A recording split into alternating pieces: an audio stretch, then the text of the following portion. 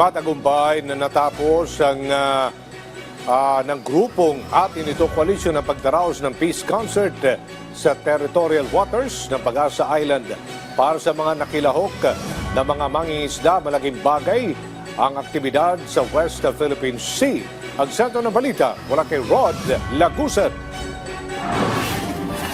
Teritoryo namin to, ba't kayo nandito?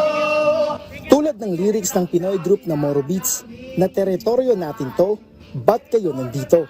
Ipinakita ng grupong Atin Ito Coalition ang paninindigan sa karapatan ng mga Pilipino sa West Philippine Sea na nagresulta sa matagumpay na pagdadaos ng peace concert sa territorial waters ng Pag-asa Island. Sa kabila na naranasang malakas na ulan, hangin, alon at kawalan ng malaking espasyo. Yung mensahe sa China ay klaro.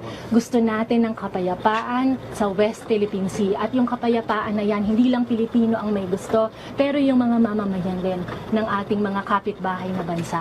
Nang matanong naman ng kapitan ng barko ng Atin Ito Coalition kung nakatanggap pa ba ng radio challenge habang papalapit sa Pag-asa Island.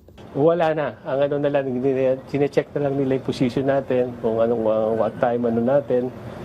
Actually, nakikipag-coordinate na yung ating mga PCG vessel na. Kasabay na nagpapatuloy na peace concert ng grupong Atin Ito Coalition dito sa territorial waters ng Pag-asa Island, kasama sa kanilang aktibidad ay ang pagbibigay ng mga fuel o langis dito sa mga mangingisda mula sa Pag-asa Island. Ito na ang pinakamalayong narating ng civilian mission dito sa bahagi ng West Philippine Sea. At itong mga mangingisdang to ang isa sa mga o kasama sa mga apektado dahil pa rin sa nagpapatuloy na tensyon dito sa West Philippine Sea.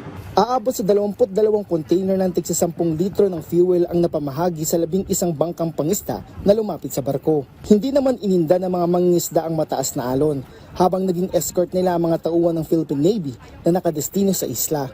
Kaugnay nito, mula nang magsimula ang civilian mission ay may ilang mga mangingisda na kasama rito. Gaya na lang ng Malaysia na mangingisda na si Azril na nakikiisa sa sitwasyon ng mga kapwa mangingisda na apektado ng sitwasyon. We should be together on this because we are sharing the same waters actually. So I think the message is clear that we should be together and stop this kind of encroachment in our waters.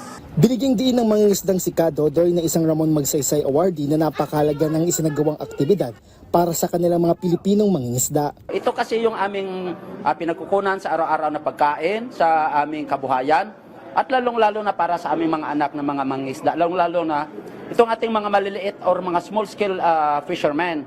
So ngayon, napakahalaga ng ginagawa natin itong misyon na ito para panatilihin na igiit ang ating karapatan. Matapos ang misyon, agad bumiyahe pa Maynila ang grupo habang patuloy naman ang pagsiguro ng Philippine Coast Guard sa kaligtasan ng mga kalahok sa isinagawang civilian mission.